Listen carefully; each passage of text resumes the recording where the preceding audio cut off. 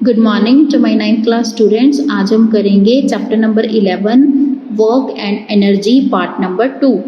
अब हम पिछले वीडियो में हमने पढ़ा था कि जो वर्क है वो दो फैक्टर्स उस पर काम करते हैं। एक तो होता है फोर्स, कि उस ऑब्जेक्ट पर कितना फोर्स लगा और उस ऑब्जेक्ट ने अपनी पोजीशन चेंज की या नहीं की, वो ऑब्जेक्ट डिस्प्लेस हुआ या नहीं हुआ।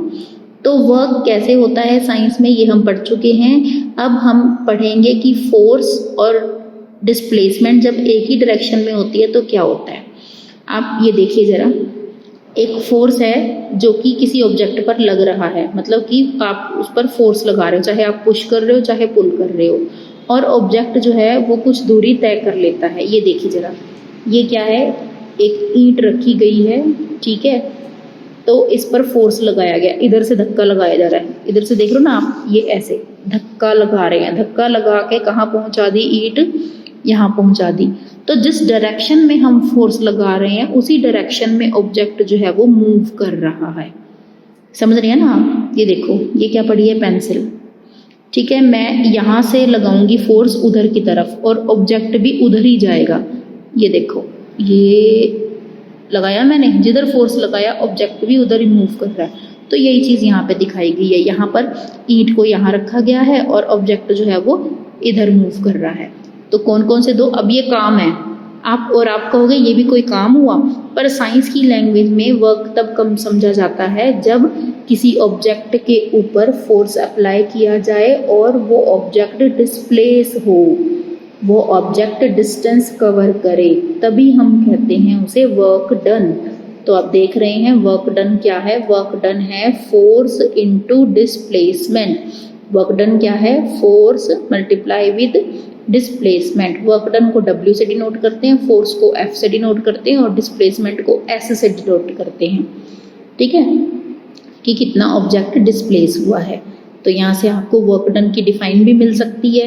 कई बार हमें डिफाइन नहीं लर्न होती है तो हम ऐसा भी लिख सकते हैं, what is work done, work done is the product of, ये दोनों क्या हो रहे हैं, मल्टीप्लाई हो रहे हैं ना, तो प्रोडक्ट बन रहे हैं। Work done is the product of force and displacement. तो ये भी वर्क डन की डिफाइन बन सकती है। What is work done, work done is a product of force and displacement of the given object. Object के ऊपर ही लगेगा ना फोर्स, हवा में थोड़ा ना लगेगा फोर्स, ऑब्जेक्ट का ही फोर्स और ऑब्जेक्ट ही डिस्प्लेस हुआ है। अब यहाँ पर हम आगे बढ़ेंगे, work done by a force acting on an object किसके इक्वल होता है, ये force multiply by the distance moved in the direction of force. Work has only magnitude no direction. अब यहाँ देखिए जरा, वर्क जो है, वर्क का सिर्फ मैग्नीट्यूड है और डायरेक्शन नहीं है। तो फोर्स की यूनिट क्या है, 1 न्यूटन, फोर्स की ऐसा यूनिट क्या होती है, न्यूटन होती है ना, और ये डिस्प्लेसमेंट कितनी है, 1 मीटर। अब यहाँ पर अगर हम 1 रखें, मतलब फोर्स की यूनिट भी 1 रखें और डिस्प्लेसमेंट भी 1 रखें, फोर्स की यूनिट क्या होती है, न्यूटन, डिस्प्लेसमेंट की यूनिट क्या होती है, मीटर, तो ये क्या बन जाएगा, ये बन जाएगा 1 न्यूटन मीटर। देखो 1 × 1 1 आएगा, तो ये बन जाएगा 1 न्यूटन मीटर, ठीक है। तो यहाँ से क्या आएगा, वर्क की यूनिट क्या आ जाएगी, न्यूटन मीटर। अब न्यूटन मीटर अगर इकट्ठा लिखा हो तो वो किसके बराबर होता है, जूल के। न्यूटन मीटर किसके इक्वल होता है, जूल के। तो वर्क डन मतलब कि 1 जूल यूनिट है इसकी, 1 जूल किसके इक्वल हो जाएगा, 1 न्यूटन मीटर के। कब होगा इक्वल, जब फोर्स भी 1 यूनिट होगा और डिस्टेंस भी 1 यूनिट होगा।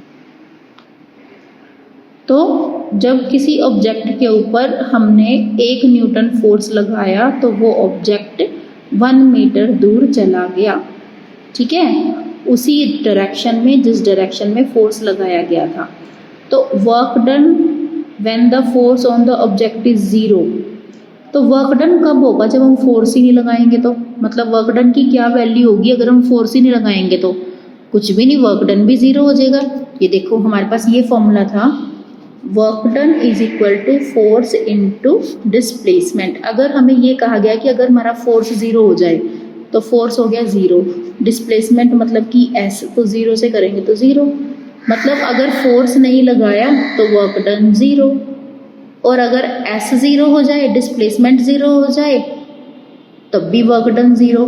मतलब वर्क डन कब होगा? वर्क डन सिर्फ और सिर्फ तभी होगा जब ऑब्जेक्ट के ऊपर फोर्स भी लगेगा और जब ऑब्जेक्ट डिस्प्लेस भी होगा, सिर्फ और सिर्फ तभी। ये दोनों कंडीशन सेटिस्फाइड होनी चाहिए, तभी वर्क डन माना जाएगा। अब ये एग्जाम्पल देखिए ज़रा।